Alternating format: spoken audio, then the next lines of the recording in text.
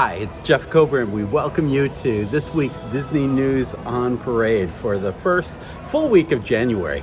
We hope to present each week to you a good assortment of images and narrative about what's going on in the parks and what you want to know, the latest and the greatest. So be sure to check out our website, which discusses and showcases all the things that we'll talk about here on this video. We're going to start the parade actually out at Disneyland. I know I'm here in Epcot. We'll end here at Epcot. We're going to start over at Disneyland in California, where this week they have closed for a fairly long refurbishment, Snow White's Scary Adventures. This has been a favorite attraction of mine. It's just one of the dark rides that is so associated with the Disneyland experience. And so really excited to see what they're going to do, because they're going to take some of that scary element out and make it a little bit of a nicer experience, if it were. And so more to come. Maybe we can give you some video once that reopens, I think around the May time period.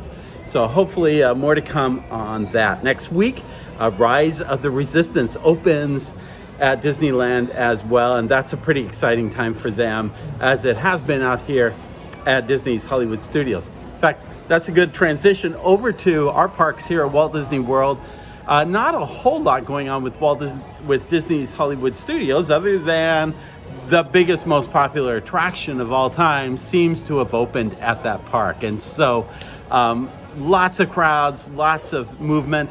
I hope you have had a chance to catch our earlier podcast this week, tips for riding Rise of the Resistance, because you need to know the game plan. And we offer several ideas, not just for getting onto that attraction, but enjoying your entire day at Galaxy's Edge. So be sure to check out that podcast that we had done earlier, and make sure you subscribe to our podcast, because we offer a host of really informative looks at what's going on in the parks. Meanwhile, over at nearby, they have added a new mural that encompasses all of the Star Wars legacy. And check out the photos on our webpage. Also, new exhibits that are available to showcase the latest and greatest Star Wars Rise of Skywalker films. So again, lots to see at Star Wars, not just in Galaxy's Edge, but with the new Star Tours ride, with the nighttime spectacular daytime show. There's so much to see as you visit Star Wars. And remember that the best way to understand what's going on in Star Wars Galaxy's Edge is to subscribe to our newsletter, because in that newsletter you'll be able to see the most complete guide. That will be available to you, and it will provide you the most complete guide of what is going on in the galaxy. So you definitely want to check that out. Be sure to take a look at that. Now, moving on to the Magic Kingdom. The Magic Kingdom is beautiful and busy as ever. I have some wonderful photos of the ongoing construction with Tron, and that's pretty exciting. It's also great to see some of the changes that are going on in the front of the park as that's being rehabbed, and the trail that's leading to Grand Floridian, as well as way in the front at the TTC. So lots of little construction projects, but the big one is obviously Tron, and you want to definitely take a look at the photo that we have that we're providing for that. The contrast I provide, however, with that is the ongoing saga with the People Mover. It is just sad that so much capital expenditure can be made on the Tron experience when the ongoing ability to maintain and keep up your existing attractions is, well, it's made manifest on the People Mover. And all you have to do is look up as the People Mover goes around and see the number of empty cars. It isn't empty because there was nobody boarding the attraction. It's empty because those particular vehicles are broken in some way, and they can't have any guests sit in them.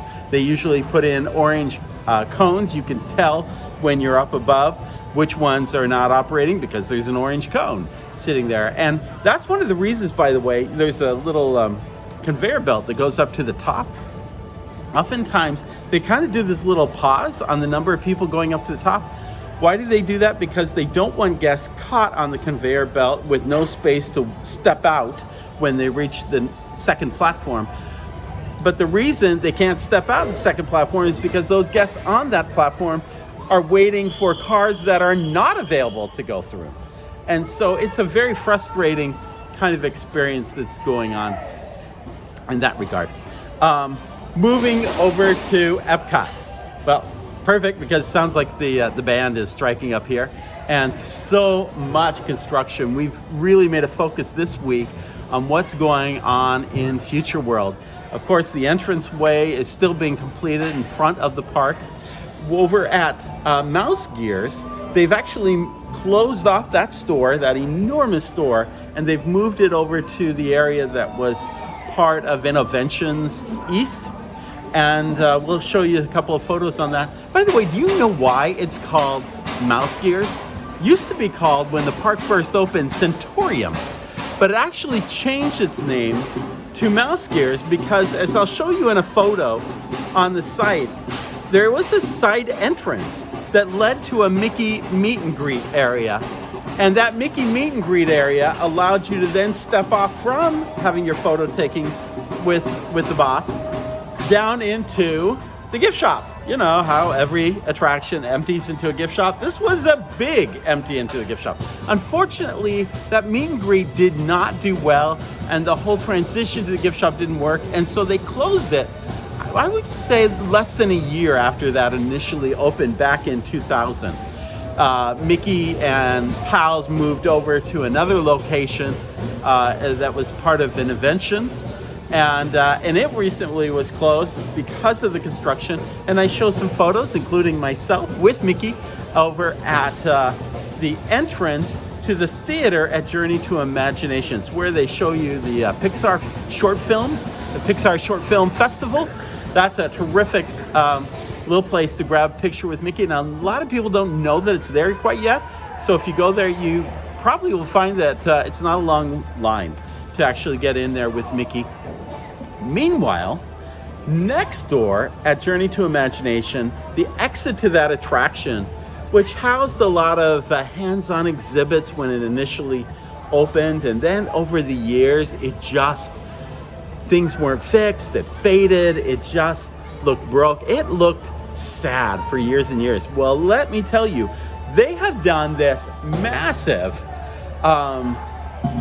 reimagining of that space into a meet and greet area. Part of it for Joy, and part of it for oh my gosh, what's the name? With Penelope and Wreck-It Ralph. And it's beautiful, it's colorful. It kind of gives you a sense of what I think they're shooting for or for Wonders of Life, when that reopens to a new attraction during what I believe will be during the 50th anniversary.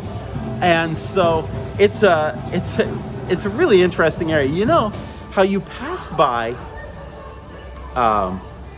cast member entrance areas, and it says, please do not enter, cast members only. There is this portal that's part of Wreck-It Ralph, and it's so beautiful. It looks like it's supposed to be a meet and greet. I went up to the cast member, I said, is this a meet and greet? And she goes, no, this is the portal where Joy and Wreck-It Ralph and all the characters enter and exit. I've never seen an exit so elaborate as I did there. That was just totally crazy and amazing and so forth. Lots of other things. We'll show you kind of the entrance. Space 220 is opening not too far in the distant future. And of course, next week we're going to be covering the new films that are coming to the land, to Canada, and to France. We'll be covering that, as well as the Festival of the Arts, which premieres on the 17th of January. So we'll be back here for all of that. Meantime, be sure to check out, we provide our video, our complete video of the Epcot experience, which shows you all the things that are going on in the attractions. You definitely want to check it out. So much construction. Let me just take the camera and move it over here. I don't know if you can see the construction over on this side, but this whole section of what was Interventions West, which had the Coke Cool Station and the Starbucks and the character meet and greet. All of that is going down, and that is largely kind of the area, proximate area, where this new multi-tiered oval pavilion is going in, that will shape the center of Future World here, which will no longer be a Future World. It will be World Celebration in the center, with World Nature and World Discovery on each side. So lots happening. You know, this is something that a lot of people don't know. In fact, a lot of Epcot cast members have no idea. People have always heard about the tunnels, the Utilidor under the Magic Kingdom. Did you know that Epcot has the Utilidor? It actually begins near the entrance of what's going to be the Galaxy's Guardian area, but what was the Universe of Energy. It actually goes in and then kind of does this horseshoe shape around what was Communicore East and West, which became Interventions East and West. Most of the time, only one end of the horseshoe is ever used. It was used for, or has been used for bringing in merchandise in and out of Mouse Gears. The other side was barely ever used. There was a break area in there, and I'm telling you, it smelled of petrified Coca-Cola stains. It was a terrible place 20 years ago when I was last there. If they're really smart, they're taking advantage of that Utilidor to bring up food and beverage and merchandise and other kinds of things and cast members into that new area. So I'm going to be kind of looking at that with an eye to see if they take advantage of that Utilidor, because it does exist. Lots of things that you might not know about Walt Disney World, and we share them right here with you. So please join us for Disney News on Parade, and we're glad you joined us this week. Have a great week, and take care, and make sure that you subscribe to our website and to our newsletter, and join us as we share with you the very best in Disney. Have a great day.